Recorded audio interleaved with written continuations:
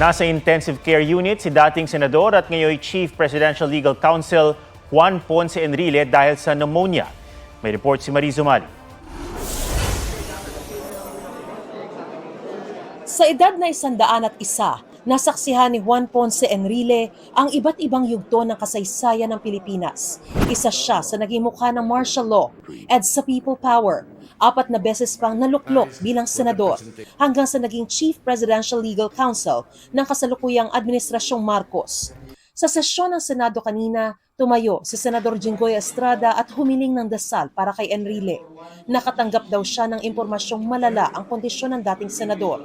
I have just received a very, very sad information that our former colleague, former Senate President Juan Ponce Enrile, is currently in the intensive care unit of an undisclosed hospital suffering from pneumonia. I heard from a reliable source, a very, very reliable source, that he has slim chances of surviving. Ang anak ni Enrile na si Katrina Ponce Enrile, kinumpirmang nasa ICU ang ama at hindi raw magandang lagay. Sa loob ng 50 taong paglilingkod bilang kawani ng gobyerno, 8 administrasyon ang pinagsilbihan ni Enrile. Naka-4 na termino si Enrile bilang senador at naging Senate President noong 2008 hanggang 2013.